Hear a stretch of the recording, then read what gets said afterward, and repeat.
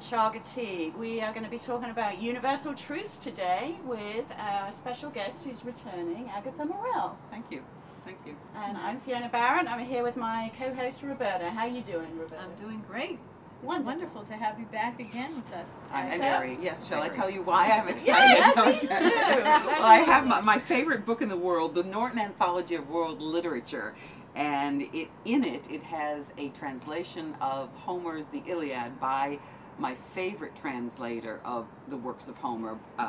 His name is Robert Fagles. It's very immediate, very lively translation of this work.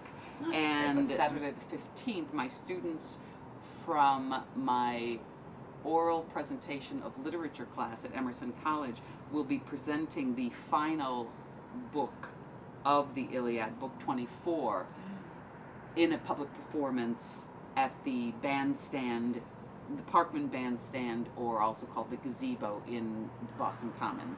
Oh wow! At so they're going to be doing a public speaking Yes, they exercise will. From this. Yes. Yes. Teaching and learning. Come rain or come shine. Come rain or come shine. Yes.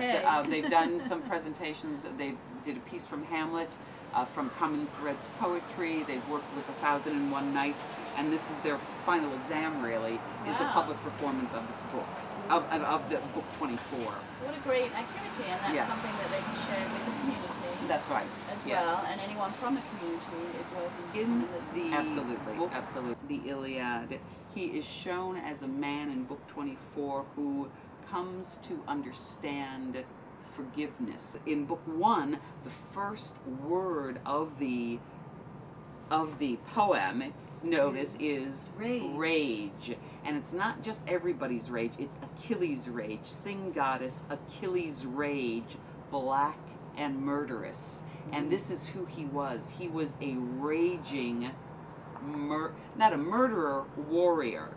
But in book 24, after he has desecrated the body of Priam's son Hector by not allowing it to be buried, by dragging it around behind his chariot every single day for 9 days, Priam comes to beg him to give him his son's body back. And Achilles, through the pleas of Priam, decides to return the body. Priam comes to where all the Greek ships are. It's a very dangerous journey, and he comes alone, and he throws himself at the feet of Achilles. He kisses the hands that murdered his many sons, and he asks for, and he begs for the body back.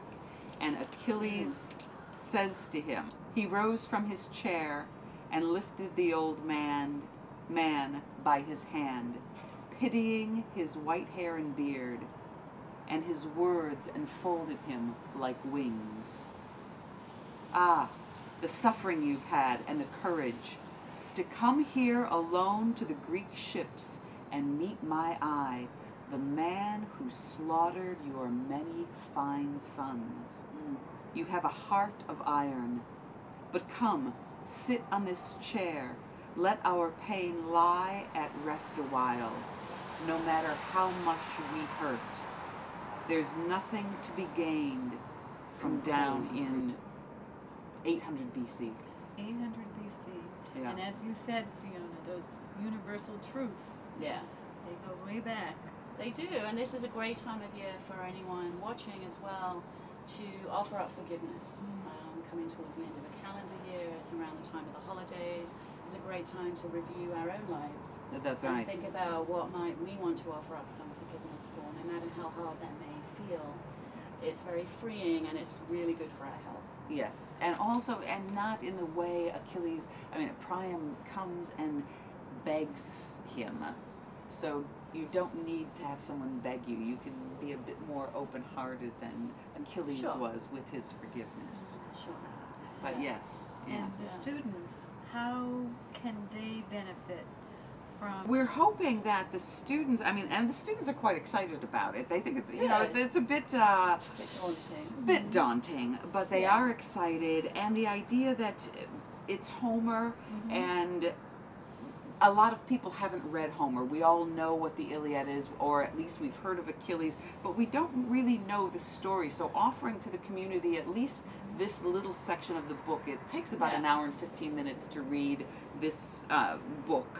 And I'm just hoping that maybe if somebody hears that these students are doing it, that they'll think good thoughts about students, and also that they may think, oh, maybe it's something I've always read, I wanted to read. Maybe I'll look and see what it's like. It's not so daunting if these students are reading it. It makes them think a little bit about how long literature has been around, really. Yeah.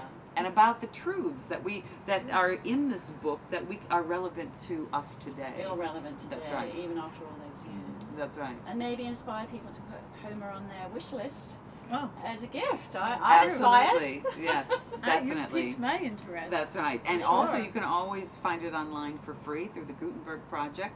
MIT also has a great